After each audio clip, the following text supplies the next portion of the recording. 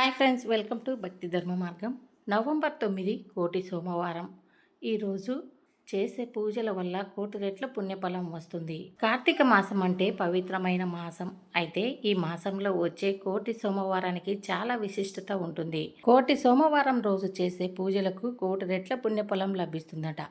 కార్తీక మాసంలో శ్రవణ నక్షత్రం కలిసి వచ్చిన రోజునే కోటి సోమవారంగా పిలుస్తారు. అయితే ఈ పవిత్రమైన కోటి సోమవారం అంటే సోమవారం రోజునే రాదు. కార్తీక మాసంలో ఏ రోజైతే శ్రవణ నక్షత్రం ఉంటుందో ఆ రోజు కోటి సోమవారంగా. అయితే ఈ సంవత్సరం నవంబర్ 9వ తేదీ శనివారం నాడు కోటి సోమవారం వచ్చింది. కోటి సోమవారం నాడు ఇంట్లో పూజ చేసుకుంటే కోటి సోమవారాల పాటు ఆ పరమశివుణ్ణి పూజించినంత పుణ్యఫలం లభిస్తుంది. కాబట్టి నవంబర్ 9వ తేదీ శనివారం నాడు అనగా కోటి సోమవారం రోజున ఇంట్లో ఎలా పూజ చేసుకోవాలి, పాటించవలసిన నియమాలేంటి ఈ వీడియోలో తెలుసుకుందామండి. వీడియో ఎక్కడ స్కిప్ చేయకుండా పూర్తి వరకు చూస్తే అర్థమవుతుంది.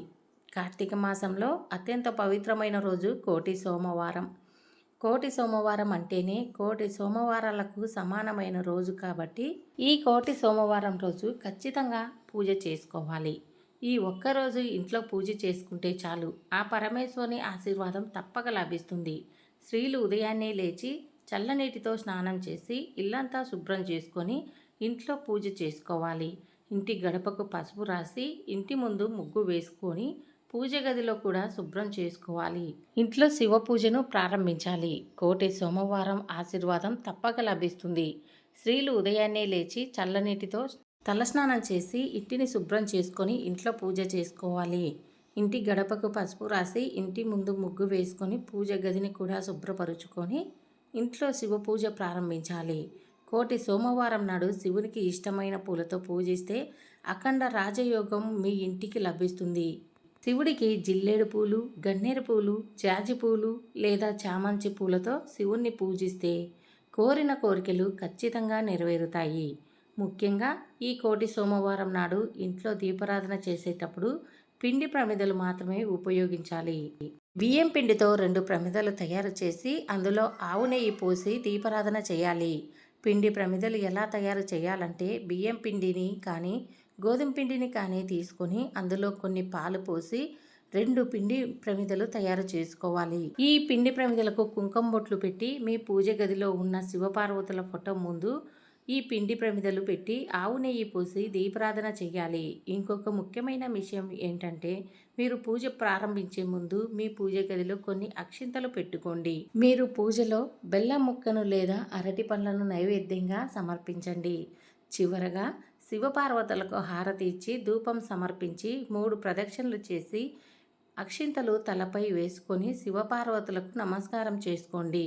ఈరోజు చేసే దీపారాధన వల్ల, నదీ స్నానం వల్ల, అలాగే ఉపవాసం వల్ల కోటి రెట్ల పుణ్యఫలం లభిస్తుంది. కాబట్టి కోటి సోమవారం నాడు స్త్రీ ఉపవాసం ఉంటే కోటి సోమవారాలు ఉపవాసం ఉన్నంత ఫలితం వస్తుంది. ఉదయం ఇంట్లో పూజ చేసుకొని సాయంత్రం శివాలయంకు వెళ్ళి శివుని దర్శించుకొని శివాలయంలో దీపారాధన చేయండి. ఈ కోటి సోమవారం నాడు ఆ పరమేశ్వరుడు ముక్కోటి దేవతలతో కలిసి శివాలయంలో ఉంటాడు. కాబట్టి ఈ పవిత్రమైన కోటి సోమవారం నాడు ఖచ్చితంగా శివాలయానికి వెళ్ళి దీపం వెలిగించండి.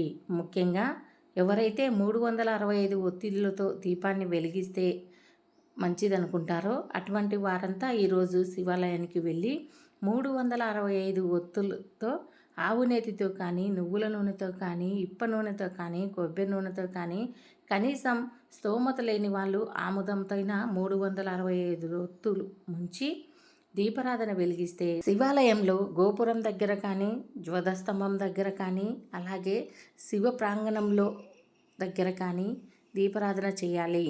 అలాగే శివాలయంలో ఉండే రావి చెట్టు దగ్గర కానీ, ఉసిరి చెట్టు దగ్గర కానీ దీపారాధన చేయవచ్చు. గుడిలో దీపాలు వెలిగించడం కుదరని వాళ్ళు ఇంట్లో పూజా మందిరంలో కానీ, తులసి కోట దగ్గర కానీ దీపారాధన చేసుకోవచ్చు.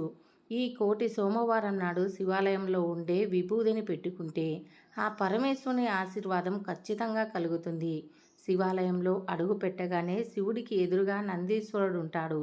కాబట్టి ఈ కోటి సోమవారం నాడు నంది కొమ్ముల మధ్య నుండి ఆ పరమేశ్వరుని చూడాలి. అలా నంది కొమ్ముల మధ్య నుండి ఆ పరమేశ్వరుని చూస్తే మీకు సమస్త దోషాలు తొలగిపోతాయి. మీరు అనుకున్న కోరికలు, మీ మనసులో ఉన్న కోరికలు త్వరలోనే నెరవేరుతాయి.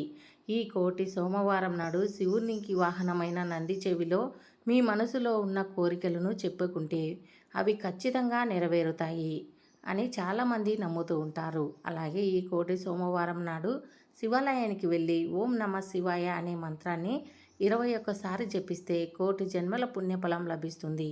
ఈ కోటి సోమవారం నాడు ఎవరైతే శివాలయానికి వెళ్తారో అలాంటి వారి జీవితంలో ఎలాంటి కష్టాలు లేకుండా ఆ పరమేశ్వరుడు వరమిస్తాడట. అన్నిటికన్నా ముఖ్యంగా ఈ కోటి సోమవారం నాడు శివుడికి అభిషేకం చేస్తే అనంత కోటి పుణ్యఫలం లభిస్తుంది. ఆవు పాలతో కానీ శివునికి అభిషేకం చేస్తే మీ కుటుంబం అంతా సుఖ సంతోషాలతో కలుగుతాయి. చెరుకు రసంతో అభిషేకం చేస్తే మీకున్న ఆర్థిక సమస్యలు, డబ్బు కష్టాలు, అప్పుల బాధలన్నీ తొలగిపోతాయి. తేనెతో శివునికి అభిషేకం చేస్తే మీ ఇంటికున్న దరిద్రం తొలగిపోయి మీ కుటుంబానికి అష్టైశ్వర్యాలు సిద్ధిస్తాయి.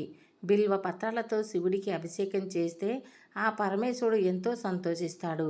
మీ జీవితంలో ఎలాంటి సమస్యలు లేకుండా ఉంటాయి.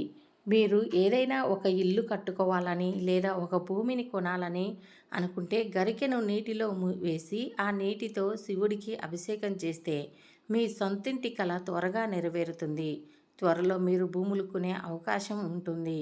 గన్నేరు పూలను నీటిలో వేసి ఆ నీటితో శివునికి అభిషేకం చేస్తే మీ ఆస్తిపాస్తులన్నీ రెట్టింపు అయ్యే త్వరలోనే మీరు ధనవంతులయ్యే అవకాశం ఉంటుంది.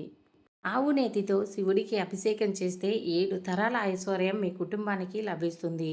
పసుపు నీటితో శివుడికి అభిషేకం చేస్తే ఎలాంటి అనారోగ్య సమస్య లేకుండా జీవితాంతం ఆరోగ్యంగా ఉంటారు. కుంకుమ నీటితో అభిషేకం చేస్తే స్త్రీలకు దీర్ఘ సుమంగళి ప్రాప్తి సిద్ధిస్తుంది. భర్త సంపద కూడా విపరీతంగా పెరిగిపోతుంది. ఈ కోటి సోమవారం రోజు ప్రతి ఒక్కరూ మీ ఇంట్లో ఉన్న శివలింగాన్ని ఇలా పూజించండి. పొరపాటున కూడా ఈరోజు శివలింగానికి మీరు కుంకుమ బొట్టు పెట్టవద్దు. ఎందుకంటే ఎప్పుడైనా శివుడికి గంధంతో, విభూదితో మాత్రమే అలంకరించాలి. ఇలా ఈరోజు ఎవరైనా సరే గుడిలో కానీ ఇంట్లో కానీ అభిషేకం చేస్తే శివుడు ఎంతో సంతోషించి ఆ పరమేశ్వరుడు మీ ఇంట్లో ఉన్నట్లే అని ఇంట్లో శివలింగాన్ని పెట్టుకోవాలంటే శాస్త్ర ప్రకారం కొన్ని నియమాలు పాటించాలి. ఇంట్లో ఉండే శివలింగం బొటనవేలు అంత మాత్రమే ఉండాలి. ముఖ్యంగా శివలింగ రూపంలో ఉన్న శివలింగానికి కుంకుమ బొట్టు పెట్టకూడదు. శివలింగానికి కేవలం గంధం మాత్రమే సమర్పించాలి. ఈ కోటి సోమవారం రోజు శివునికి ఎంతో ముఖ్యమైన రోజు. ఈ కార్తీక మాసంలో వచ్చే కోటి సోమవారం రోజు మీరు శివుణ్ణి ఎంతో భక్తి శ్రద్ధలతో ఈరోజు దీపారాధన అలాగే శివ అర్చన చేస్తే ఎంతో సంతోషిస్తాడు.